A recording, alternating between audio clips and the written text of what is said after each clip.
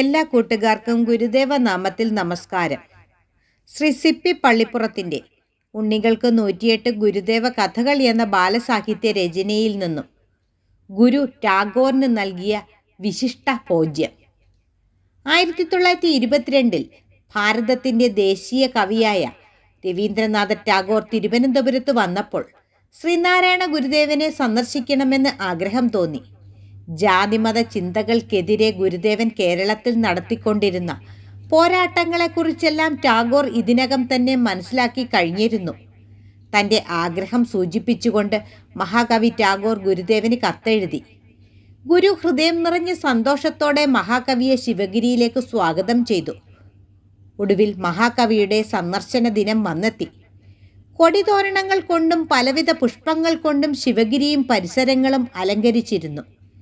ഗീതാഞ്ജലിയുടെ കർത്താവായ രവീന്ദ്രനാഥ ടാഗോറിനെ ഒരു നോക്ക് കാണാൻ കേരളത്തിൻ്റെ വിവിധ ഭാഗങ്ങളിൽ നിന്നും പല വിദ്വാൻമാരും ശിവഗിരിയിൽ വന്നു ചേർന്നിരുന്നു.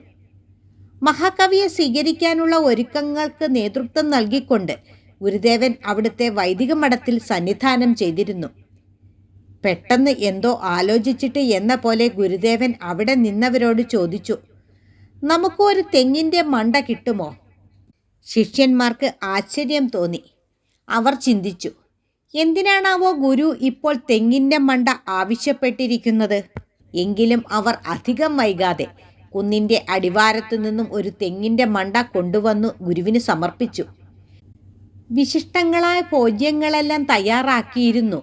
എങ്കിലും ഗുരുദേവൻ്റെ ആജ്ഞയനുസരിച്ച് കൊണ്ടുവന്നിരുന്ന തെങ്ങിൻ മണ്ടയുടെ കാമ്പ് ഗുരുദേവൻ തന്നെ സൂക്ഷിച്ചു വെച്ചിരുന്നത് ഒരു വെള്ളിത്താലത്തിൽ പ്രശസ്തരായ അതിഥികളുടെ മുമ്പിൽ വെച്ചു.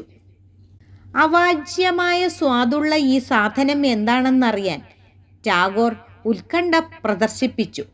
കാര്യം മനസ്സിലായപ്പോൾ ടാഗോറും സംഘവും അത്യന്തം സന്തോഷിക്കുകയും അവരുടെ ജീവിതത്തിൽ ആദ്യമായാണ് ഇതിൻ്റെ സ്വാദ് അറിയുന്നതെന്ന് പറയുകയും ചെയ്തു. നന്ദി, നമസ്കാരം.